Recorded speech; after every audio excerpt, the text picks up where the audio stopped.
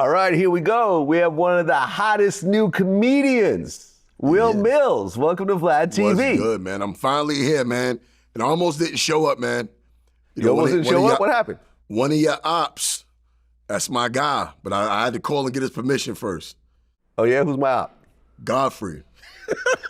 Is he an op? Is this how he's labeling himself now? No, All I spoke with him. Then. He had nothing but good things to say. Yeah? Yeah, in regards to me coming on the show. I was like, I said, hey, Vlad hit me up. What's funny is I just dropped my podcast episode yesterday with him on it, and we talked about you, and then now I'm here. Okay, what'd y'all say? We just went back to what up, y'all little riff, and this was actually before Lord Jamal came back on the show. So, we touched on that a little bit, and then, but yeah, it was nothing but good things about the show. Cool. I need him. I need y'all to reconcile. I need him back on his chair, man. Well, it's your first time here, so I want to get into your backstory. Right. So, born and raised in Brooklyn. Yes, sir. Brooklyn, New York. Okay, and you actually grew up in foster care. Yeah, I grew up. Well, I was in foster care for some years, and then actually raised by my aunt. So my mother's sister actually raised me and my siblings. Okay, so ending up in foster care, what happened to your parents? So my mother was on drugs, father was on drugs, and then we got taken away real young, and then my aunt got us out of foster care, and then my aunt raised us and adopted us. But my mother's always been in my life, though. Okay, so how many years were you in foster care? About 2 with strangers, but in the system for years, even living with my aunt, and then was adopted around maybe about 13, 14 years old. I got adopted by my aunt. Okay, and I've interviewed kids from foster care. I mean, they're adults now, but they were kids in foster care. I've heard horrific stories, and I've heard, hey, it's actually pretty cool. Right. What was your story? I don't remember, bro. Oh. And the craziest shit, it had to be something traumatic that happened, because I could tell you everything that happened before foster care, and then from when I was with my aunt. But them couple of years I was there, I don't remember it at all. I completely blacked it out. Okay.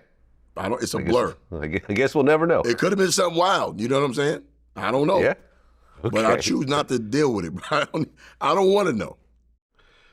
So did you reconcile with your parents at some point? Like, is your mom and your dad in your life at all? Or? Yeah, my mother has always been in my life, because my mother's sister actually raised us. So my mother's always been in my life.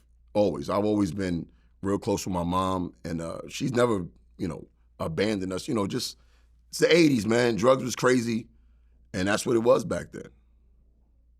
Okay, what about your dad? My dad, off and on, in and out, but, he was always there, but he never got his life together. My mother actually got her life together. My father never did. My father passed in 2017, so he died an alcoholic, but that's my guy, man. It is what it is. Okay, so you go through foster care, your aunt adopts you, and you kind of bounced around a little bit. You were in South Carolina for the summers, then you moved to Florida, right? Yep. But I moved to Florida grown. I was already grown. I moved on my own. Got it. Yeah. Got it. And you went to college. Yep. Majored in history. Yep. I feel like that's one of those careers where you don't exactly know what you want to do, but it sounds pretty cool, so you do it? No, I actually always wanted to do history. First of all, history is not something you got to learn. It's just something you got to like. And if you like it, you can you can become professional at it. Right. Well, what I'm saying is that with a history degree, I mean, you could become a teacher, I guess. Historian. There's not a lot of historians, in terms of in the want ads right now, is what I'm saying. Right. I guess back then I wanted to do the teaching thing, man. You know what I'm saying? I never planned on being a comedian. That came later, way later in life. Okay. You kind of started doing comedy when you were like 32. So between like 22 and 32, that whole decade, what were you doing? Everything, man. Blue collar jobs, scamming, living off women, call center work, just whatever I could do, man. Just working a regular dude, man. It wasn't nothing, but the scamming thing was fun. That was cool. It's past the statute of limitations too, so I can talk about it now. Okay. Okay. What kind of scams were you doing? Clothing, clothing. This early. This is the early inception of it. You know, this is not what they're doing now. This is the early stages before there was any type of real repercussions. It was light stuff. It wasn't nothing too serious. I always kept a job, though. That's the one thing I did. I always kept a job. Always. Okay, so around 32, that's when you started messing around with comedy? Yeah, professionally, yeah. I mean, just get into it. You know, my boys always say, like, yo, bro, you wild funny. You need to go get on stage. So the first thing I did was got on stage in Orlando, Florida, at an open mic. Shout out to my boy Kim Miller. I got on stage with that. And the audience response, I'm like, man, this is something I really probably could do for the rest of my life. It was just that dope. And yeah, that's how my comedy career started. Okay, and your original name was King Dirtbag. King Dirtbag, bro. Why that name? All right, so my name was always Wil Milz. So what happened was I started a clothing line called Dirtbag Cartel.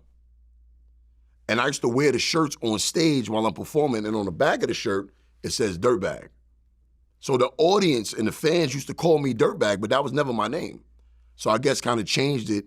I changed it to King Dirtbag on Instagram. And that's how the moniker was born.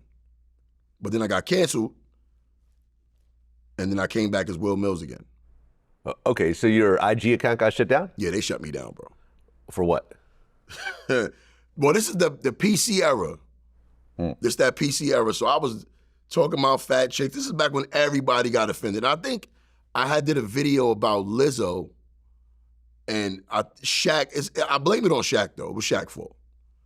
Because me and Shaq is real cool, and he told me about, I think it was Lizzo when she had her ass out at the Lakers game. And after that, they got me out of here. Yeah, they got me out of here after that, man.